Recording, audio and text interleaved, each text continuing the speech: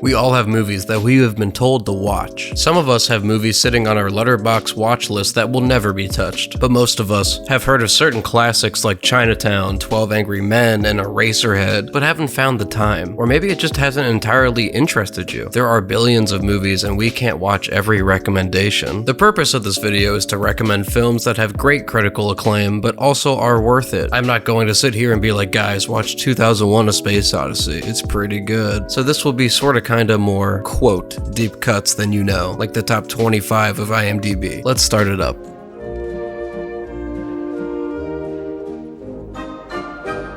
I know a lot of you have stared at this movie on your watch list. Long ass Kubrick movie. It's about 2 hours and 45 minutes, which is a real deterrent. Look, I love long movies as much as the next film bro, but let's not act like this is not a deterrent. When coming home from a 10-hour shift and you want to watch something. Eyes Wide Shut is a film starring Tom Cruise and Nicole Kidman that broke the record for the longest shoot and most importantly was Kubrick's last film, as he died before this premiered. There is a little controversy behind if this film should be viewed as his last. It seems like Kubrick missed the scoring session of this film, but that's like my favorite part of this movie, so it's all good from me.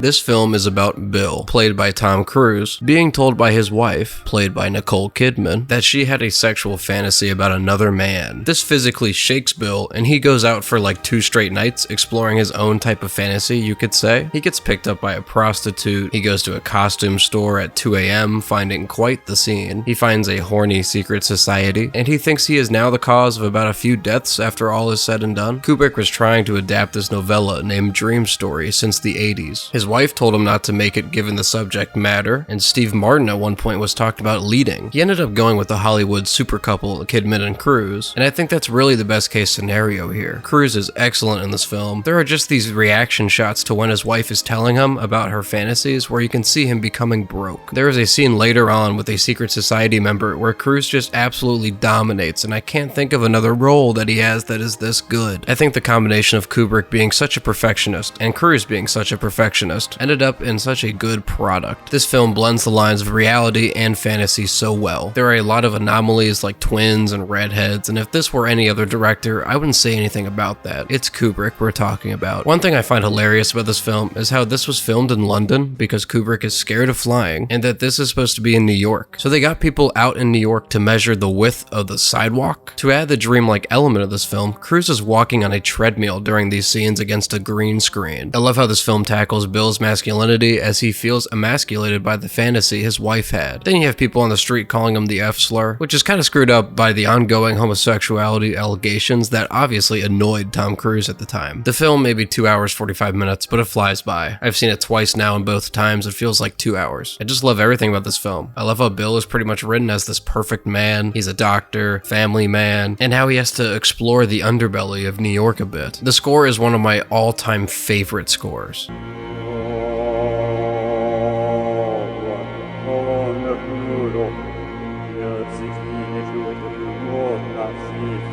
When you enter that house, you know it's about to go down. Don't let it sit any longer on your watch list. Cruise has never been better. It's probably my second favorite Kubrick movie. On to the next one.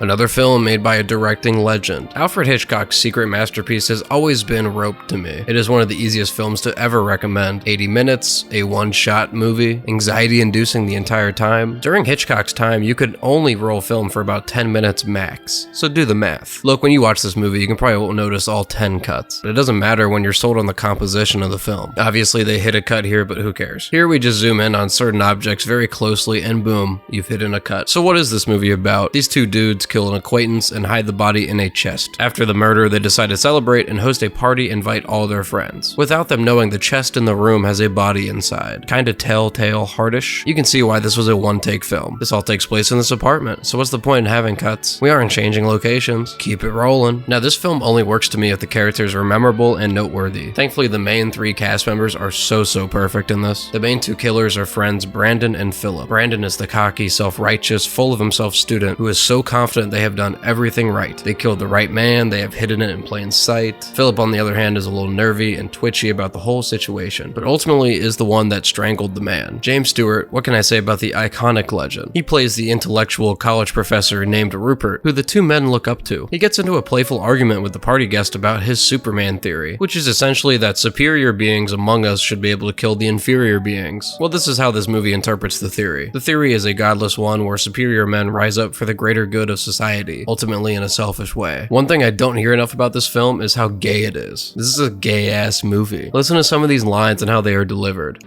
Pity we couldn't have done it with the curtains open and the bright sunlight. Part of your charm, I suppose. Brandon, how did you feel? When? During it?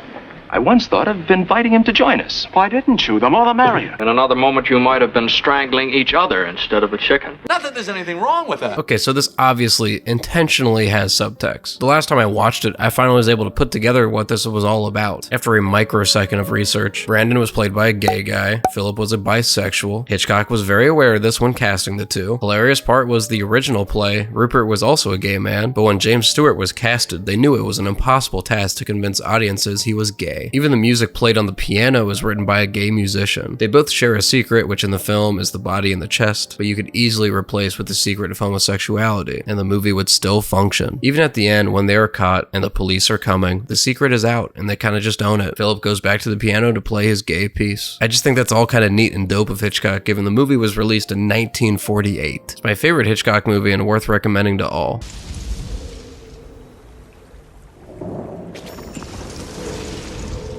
The last film I want to recommend is The Game. For some reason, this is my most rewatched David Fincher movie. Even with The Social Network being my favorite movie the last 13 years, I have seen The Game more. Somehow this film is talked about less than Panic Room, which I find baffling. I've ranked every single David Fincher film, and this still came in at 7. But man, does that feel so wrong. It is one of my biggest guilty pleasure movies. Michael Douglas plays one of the most dynamic characters in all of Fincher's filmography, and Fincher just keeps adding questions to the film to make it more compelling with each minute. His character is given a gift of the game by his brother, and what the gift becomes turns into an absolute roller coaster that I cannot spoil for you. It is maybe one of the biggest, most fun endings a movie can have. I know I'm saying a whole lot of nothing, but trust me, you need to go in blind. Let me know if any of these films you decided to take off your watch list and give it a go. What movie sat on your watch list for a long time that you finally decided to give a go and was worth the wait? Let me know down in the comments. See ya.